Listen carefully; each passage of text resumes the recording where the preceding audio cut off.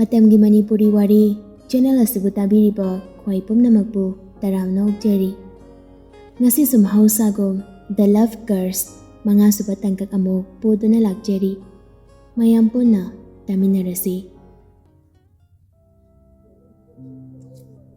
Bena, tabrame, hawgalose. Hidak se char goina patharo. Yanina phamungda hiplibi manawnupibu hawdokduna hairakpani. Dusilana. Je, jandra yani, ngakta pothage. Ado, hidak se jadadi kokchipudo kamain phadorige. Ngasai na ngamdadi chalarage haide. Dusila ke sukumlagdri, tanjanduda mapasu changnakdi, henbana. Ita to mi masangamdi haidubo, tungtraban hei. Pong, aini hidak se jarga pothaw na haibane. Yadi tawrisi. Hai, ita to be. Hidak se jasulne nangbo. Hospital ta se haibro. Yani mi pong. Ngahak potharaga phaniba. Noi sum chagat ngang leibdo taningdi. Baba, ngahak leibira modode. Ai indom chagi mating kita pangbirukhigi. Hoi, chalo. Ini suma pale hongboduda makada kumtharak latuna mandom chagi manakta changnakli memthoina. Hidak jahorabra. Jahodi da inum cha. Paung lehore. Paung na maina thimaga tum pijarasani. Oh, phare. Chak se thuna loisilage. Asaba se khara bijahonaba. Indom chai ke dawroge. Chakhom gidi loire kaisu tongningai leitri. Adudi indom cha ai laiduk thawrage. Hoi. Indom cha benawgi chak thibirage. Memthoi chakhomda wangang duna lehori. Eni su mapanda lain ki topto thaba thorakli. Mane tholakpaga mapandagi gate ki lok hangakpado uri. Eni haifed yenglaga mogi kaka santa halaktribado halakpa oiramni khalladuna magi lai khurumpham thokpado adum khuramle. Mana hawgalakpaduda Stephen Goskarga mamangda leplaga leirambaduda khangprek khangi. Kanano noiba? Je, si Dusilangi yo. Kanano nabani ba? Je, akoy magi tuition taminabani. Numit taramday sida kay leirage. Oscar, inida kirup yengli. Kaitorage. Oscar do haifam khangdana leibaduda Stephen o ina wari do liri. Wari loiraba matungda Oscar namo makhol niklaga hairei. Je, aidi tasingna khangdabani. Aidi ngahangagi matogo phagi tawrubani. Adubo Oscar wa makha taba ngamdri. Ikaiba nungaitaba pakhatpa pula punkri. Enina Oscar gi matawdo kopna yenglaga themjinbirakli. Yare, kamda khalunuse adugibo magaisu khalamoy adugidi. Chumne som masanu ngaitaba oiramgani. Khangdadana haibabo kaishu kaide. Akaiba wasu yaude marup mapangoibagi chumne phagi tongnababa. Je, Dusilado amta haijagi. Maingonde yam sawramani. Aina phone tawbasu paibirakdri. Mani hidak jaranga pothanaba tahawbani. Hipamadra khangdine. Nabani mapana sum lepaga leiri. Imuna changsalao. Je, yare changaroge. Namisu tadawre. Dusilado adum pothazarasani. Akhoi chalage. Tuition doinu unaraga hairage. Hoi, aduna phare. Nohenba thankini. Kaisu khalunu ko nungaitaba tawganu. Horen chichi nasu haige. Hoi je, amuk thokige. Oscar iya yaningdri. Machilmakna Dusilada lale hainingli. Adoba Stephena Oscar gi maongdu khangbana chingduna puthokri. Asumna Oscar ga Stephen ga mayumda halaklami. Oscar di numidangdo jakjaningdra haiduna magi kada changlaktuna phamungda ka khalaga tumina hipthai. Tawfam khangdana phone puthokduna mana ngasai Dusilada thakiba text to send tawkhrabi yengli. Adoba tawramdri. Oscar masado leita fam khangdri. Phamungdagi mo hawgatuna table thamlimba sing bottle wi lawraduna thakjili. Tanjaduda phone gi notification ton lakpa tabadagi harauna phone do yengli. Adobo group chat tawba hangnabagi oramli. Dusalagi di yawramdri group da sulakdri. Oscar itantanna phone do pairaga YouTube changi tawbaga ikhang khangawdana Dusalagi text lakpa obaduda harauna yengli. Ai kanana sawi hage. Akhoyamda lami to kaygino. Oscar text pa hek loibaga khudakta call tawsili. Dusila sadom phatpairakli. Macha. Adui mingdo kor kon haibane. Somainare. Nangi mingdo ko wahinadre. Ho yare, phone tarak be maramdo kain hairo. Khukak seungni. Ado soundra baba. Aita singna khangdabai ba. Kanana sawi haige. Haidraso nang aingona saramni khangi. Yam khangbra. Sawi kona Saudi haibani, kainu ne? Tu, sauri singu. Saudi hairaga, saubrana sumhangi. Adudi, sauga tore, yari thamu, ngak to pothagi. Asi hairaga Dusilado, koldo fatkatki. Oscardo, wakal kari yang Jeremy, pondo yang laga, matanta momonok jeri. Deepak magi roomda thabak chutgadabagi pirolotion tuna leiri. Pondo sunakanda phorki kumnam panchana call tawri. Adubu tawribu call dudi adumak chatri. Pirolotion ba lawyer duna mirror mamang dalep naga yengli matungdagi mabok nungsi changlibadu ui. Nungsina Ningthouja nangbu jatawrabro nangbu hakda amasuti ni haikidai ne. Chatkiroyebo ai thaba ama chalokige tawani. Handaki thangsi da chutgadawani. O nani na chaklo hawrabani. Jaka charaga chaluko kayam lapna chutgadabano. Chakto kona chargebo ai kuirui. Phare ado abok na haibado kainobo nangi na haisu tamba loidribanina abok na pamnaso lohongo hek haibadi ngamde. Abok so phibam sida kishu kuina lekadabodi natre. Antanane abok na isu gi lohongbado uba phangdrasu isu nupi oigadoribadodi abok da masak amta khanghaludana.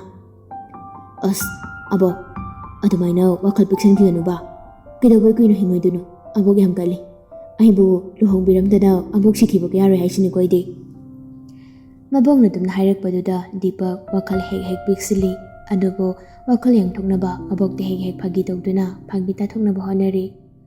Abok na hena de kuini hinglibani isu sini kuma yengnaga adubo sumaina sumlayo yabadi nati do yare sebo aina abok suksi sialo hidak makal tharaga thamdoini abok kuina hingnabani aina doctor oidese angaw busidi masugi wado taraga nungsi momonok jeri Deepak sanok laduna abok ai jalokige thingi yamaroi ba thabakni abok aina jatoise ngasi jaliba thabak sina mai pakladi abok kiningbado soidana thungange se manam nambiro.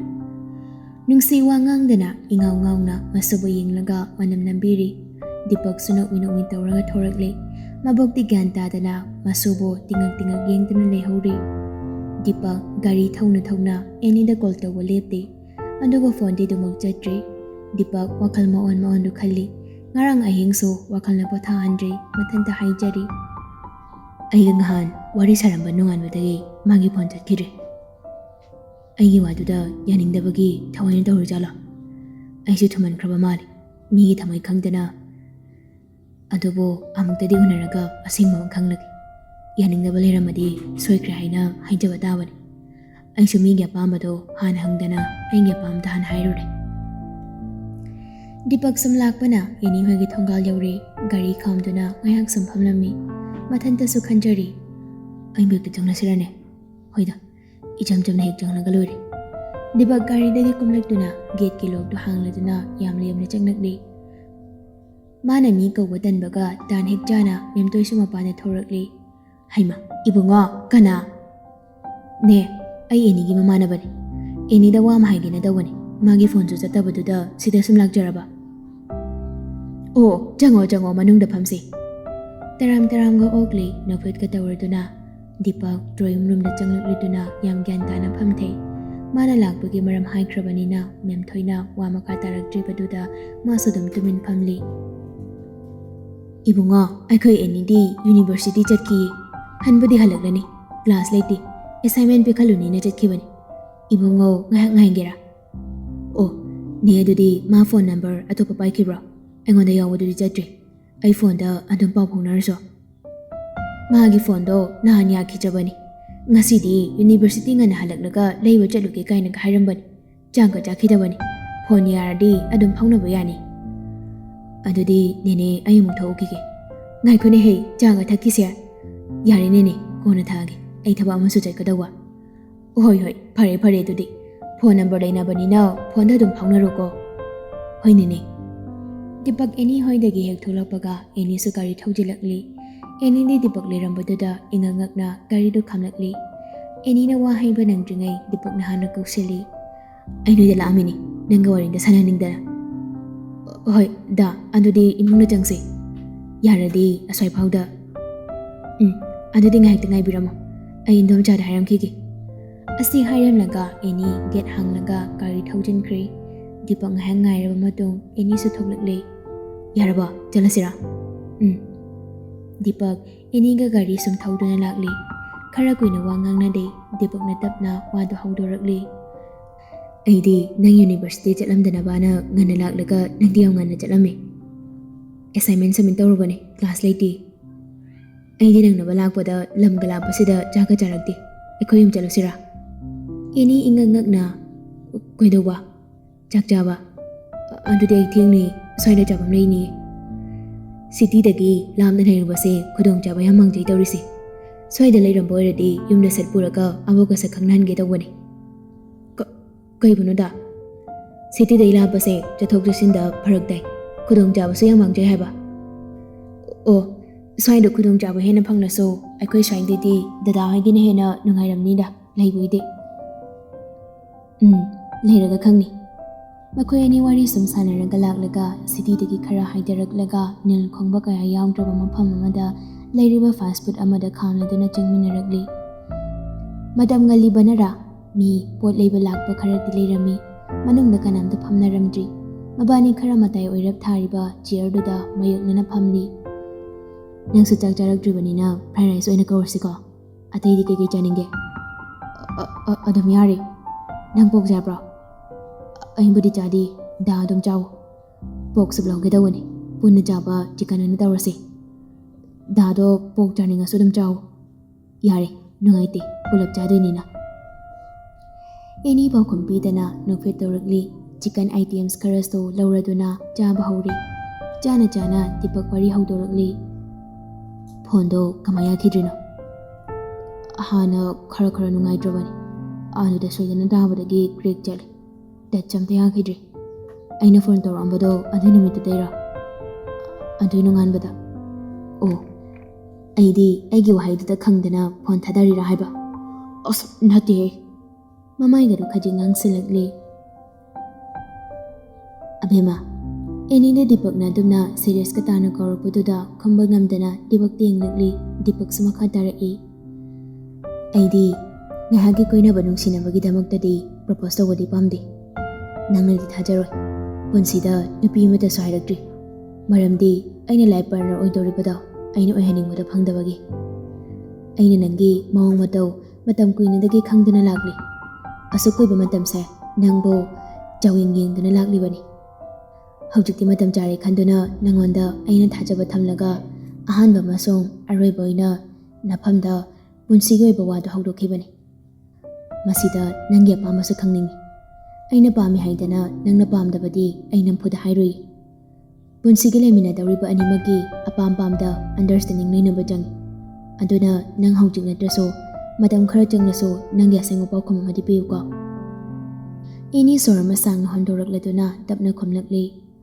Aigi life partner gi matangdadi nongda khalude Matang jaba matamna laklaso Ahal singna phani khanma mafamda ai adum yagena khali Adugo dana aingona thajaba thamlaga hairakliba wase ai kai haiduna khangdre Eni na hairakpa wahai singduda Dipak mamonok na hairakli Aina daroniba thabaksidi wanarene direct ahalama nona tharamgadawne Eni mamai lukthakri Dipak so Eni ikairi khangduna wa samjelakli Pharese matam khara loinaraga aigi yong itawda nangna pamdaba yarakprengo yawrasairo ai pumnamak samdoknaba honagi Ngamsu ngamnina semdokpa Adubo nangi nafamdadi aina pamdaba yaningdabadi laitri haujik haudi Laisu lairoi haiba khalli Thain thingnakhraga nyumnaknaba sunate Aigi maram loina khangbadawna Loina khangi Phaniyam lapnaraso naknangebu khaladi loina naknabu yaida Hoi chalasira thingi ai thabak am Phone laiba nadro hoi jasi Sidai hanbada laikhrasi Anido halak minare lambi daso wari kaya masaduna halakli Aidi nangi phone do chatkidabado aina haiba waduda sawbagi bloka thamkrabana khalluri Eni wangangde Dipak tiyanglagli adubu Dipak ti yengthorakti magi kari thokpam thokpado adum thauraga Adugi aina ngasi laklise nanga wari phajana saraga asingba wa amadi khangnagi haina lakpani Asingba wagidi gyanta phadri phone di yadaba oirame blog thambadi oiramdri Wakal se khara diyangi ꯑꯦꯅꯤ ꯃꯄꯥꯟꯗ ꯑꯣꯟꯊꯣꯛꯂꯒ ꯅꯣꯛꯂꯤ ꯗꯤꯄꯛꯁꯨ ꯑꯦꯅꯤꯗ ꯐꯠ ꯌꯦꯡꯂꯛꯄꯅꯤ ꯑꯦꯅꯤꯅ ꯑꯣꯟꯊꯣꯛꯂꯒ ꯅꯣꯛꯇꯨꯅ ꯂꯩꯔꯝꯕꯗꯨ ꯎꯕꯗ ꯃꯁꯥꯗ ꯍꯥꯏꯐꯝ ꯈꯪꯗꯕ ꯅꯨꯡꯉꯥꯏꯕ ꯑꯃ ꯐꯥꯎꯔꯤ ꯑꯦꯅꯤꯅ ꯑꯃꯨꯛ ꯑꯣꯟꯊꯣꯔꯛꯄꯗ ꯗꯤꯄꯛ ꯌꯦꯡꯗꯨꯅ ꯂꯩꯔꯝꯕꯗꯨꯗ ꯇꯧꯐꯝ ꯈꯪꯗꯅ ꯐꯠ ꯂꯨꯞꯊꯔꯒ ꯃꯥꯅ ꯄꯥꯏꯔꯛꯂꯤꯕ ꯍꯦꯟꯕꯦꯒꯇꯨꯗ ꯀꯩꯒꯨꯝꯕ ꯑꯃ ꯊꯤꯕꯒꯨꯝ ꯊꯤꯔꯤ ꯑꯦꯅꯤꯒꯤ ꯃꯇꯧꯗꯨꯗ ꯍꯥꯏꯐꯦꯠ ꯅꯣꯛꯂꯝꯂꯒ ꯆꯨꯝꯅ ꯑꯃꯨꯛ ꯒꯥꯔꯤꯗꯨ ꯊꯧꯈ꯭ꯔꯦ ꯗꯤꯄꯛꯅ ꯑꯦꯅꯤꯒꯤ ꯐꯣꯟꯗꯨ ꯂꯩꯃꯤꯟꯅꯔꯒ ꯃꯌꯨꯝꯗ ꯊꯤꯜꯂꯝꯂꯒ ꯃꯥꯁꯨ ꯆꯠꯈ꯭ꯔꯦ ꯑꯦꯅꯤ ꯋꯥꯈꯜ ꯑꯃꯗ ꯅꯣꯛꯐꯦꯠ ꯇꯧꯅ ꯏꯃꯨꯡꯗ ꯆꯪꯂꯛꯂꯤ ꯈꯪꯍꯧꯗꯅ ꯃꯟꯗꯣꯝꯆꯥꯒ ꯊꯣꯡꯖꯤꯟꯗ ꯍꯦꯛ ꯋꯥꯏ ꯁꯦꯟꯅꯩ ꯑꯌꯣꯃ ꯏꯟꯗꯣꯝꯆꯥ ꯁꯣꯛꯄ꯭ꯔꯥ ꯍꯥꯏ ꯀꯔꯤꯅꯣꯅꯦ ꯍꯩ ꯏꯪꯖ ꯇꯨꯞꯆꯕꯤ ꯏꯆꯥꯅ ꯃꯈꯦ ꯏꯂꯥꯡ ꯂꯥꯡꯒꯨꯝ ꯇꯧꯔꯤꯁꯤꯕꯣ ꯑꯁ ꯏꯟꯗꯣꯝꯆꯥꯁꯤꯗꯤ ꯑꯩꯈꯣꯏ ꯕꯦꯅꯥꯎꯗꯤ ꯍꯧꯖꯤꯛꯇ ꯊꯣꯛꯈꯤꯕꯅꯤꯅꯦ ꯍꯩ ꯔꯦꯕꯦꯀꯥꯒ ꯁ꯭ꯇꯦꯁꯅꯔꯤꯗꯒꯤ ꯀꯩꯅꯣ ꯈꯔ ꯂꯩꯅꯤ ꯍꯥꯏꯗꯅ ꯔꯦꯕꯦꯀꯥ ꯂꯥꯛꯏꯉꯩꯁꯤꯗ ꯆꯥꯟꯁ ꯂꯧꯍꯧꯔꯤ ꯑꯣꯏꯔꯝꯅꯤ ꯃꯊꯟꯗꯗꯤ ꯆꯠꯄ ꯉꯝꯗꯕꯅꯤꯅ ꯑꯦꯅꯤ ꯋꯥ ꯉꯥꯡꯗꯨꯅ ꯃꯥꯒꯤ ꯀꯥꯟꯗ ꯀꯥꯈꯠꯈꯤ ꯃꯦꯝꯊꯣꯏꯅ ꯅꯣꯛꯃꯤ ꯇꯧꯔꯗꯨꯅ ꯑꯦꯅꯤꯕꯨ ꯅꯨꯡꯁꯤꯅ ꯌꯦꯡꯍꯧꯔꯤ ꯔꯦꯕꯦꯀꯥꯅ ꯀꯩꯒꯤꯅꯣ ꯑꯁꯨꯛ ꯌꯥꯝ ꯂꯩꯔꯤꯁꯤꯕꯣ ꯑꯊꯥꯞꯄ ꯂꯝꯗꯒꯤ ꯀꯩꯊꯦꯜ ꯀꯥꯔꯛꯄꯗꯣ ꯃꯉꯥꯏꯔꯦ ꯄꯥꯎ ꯍꯣꯏ ꯆꯤꯆꯦ ꯍꯣꯏꯗ ꯇꯞꯄꯗꯣ ꯂꯩꯕꯤꯔꯁꯨ ꯑꯩꯅ ꯄꯥꯝꯕ ꯆꯥꯅꯤꯡꯕꯗꯣ ꯐꯪꯗꯦ ꯑꯗꯨꯒꯤ ꯅꯪꯒ ꯄꯨꯟꯅ ꯂꯩꯔꯤꯉꯩꯁꯤꯗ ꯑꯩꯅ ꯄꯥꯝꯕꯗꯣ ꯈꯜꯂꯒ ꯂꯩꯍꯧꯔꯤꯅꯤ ꯅꯪꯁꯤꯗꯤꯕ ꯊꯣꯡꯒꯥꯟꯗ ꯂꯩꯔꯤꯕ ꯗꯨꯀꯥꯟꯁꯤ ꯐꯥꯎꯕ ꯍꯦꯛ ꯅꯊꯟꯗ ꯆꯠꯄ ꯉꯝꯗꯦ ꯑꯦꯔꯣꯄ꯭ꯂꯦꯟꯒ ꯇꯣꯡꯉꯒ ꯆꯠꯇꯧꯕ ꯂꯝꯁꯤ ꯃꯉꯥꯏꯈ꯭ꯔꯦ ꯌꯥꯔꯦ ꯂꯥꯛꯑꯣ ꯆꯥꯅꯕꯒꯤ ꯑꯥꯏꯇꯦꯝ ꯂꯩꯕ ꯂꯣꯏꯔꯦ ꯁ꯭ꯇꯦꯁꯅꯔꯤꯗꯒꯤ ꯄꯦꯟ ꯈꯔ ꯌꯦꯡꯒꯦ ꯄꯦꯟꯒꯁꯦ ꯗꯔꯖꯟ ꯑꯃ ꯂꯩꯗꯣꯏꯔꯥ ꯑꯁ ꯌꯥꯔꯦꯃꯦ ꯂꯥꯛꯑꯣ ꯑꯄꯥꯝꯕꯈꯩꯅꯦ ꯂꯣꯏꯅ ꯃꯈꯜ ꯃꯈꯜ ꯍꯦ ꯅꯨꯄꯤ ꯀ꯭ꯂꯥꯁ 12 ꯀꯥꯔꯕꯅꯤ ꯈꯔꯁꯨ ꯂꯩꯁꯥꯕꯤ ꯐꯥꯔꯣꯀꯣ ꯅꯪ ꯑꯅꯤꯗꯣ ꯉꯥꯡꯗꯨꯅ ꯁ꯭ꯇꯦꯁꯅꯔꯤꯔꯣꯝꯗ ꯂꯥꯛꯂꯤ ꯄꯦꯟ ꯂꯩꯕꯗꯨꯁꯨ ꯔꯦꯕꯦꯀꯥꯅ ꯍꯥꯏꯔꯒ ꯂꯩꯔꯤ ꯄꯦꯟ ꯅꯠꯇꯕ ꯑꯇꯣꯞꯄ ꯀꯔꯤ ꯈꯔꯁꯨ ꯈꯜꯂꯤ ꯇꯥꯃꯣ ꯐꯥꯏꯜ ꯀꯣꯕꯔ ꯑꯝꯇ ꯌꯦꯡꯖꯒꯦꯕ ꯈꯣꯟꯖꯦꯜꯗꯣ ꯇꯥꯕꯗ ꯗꯣꯁꯤꯂꯥ ꯃꯥꯏ ꯂꯩꯊꯣꯛꯇꯨꯅ ꯌꯦꯡꯂꯨꯏ ꯑꯗꯨꯕꯨ ꯁꯛꯇꯝꯗꯨ ꯎꯔꯨꯕꯗ ꯗꯣꯁꯤꯂꯥ ꯃꯁꯥ ꯄꯨꯝꯕꯗꯨ ꯆꯨꯡꯈꯤꯕ ꯈꯪꯍꯧꯗꯦ ꯌꯥꯝ ꯉꯛꯅ ꯃꯤꯐꯝ ꯍꯣꯡꯗꯅ ꯅꯨꯄꯥꯗꯨꯗ ꯌꯦꯡꯗꯨꯅ ꯂꯩꯈ꯭ꯔꯦ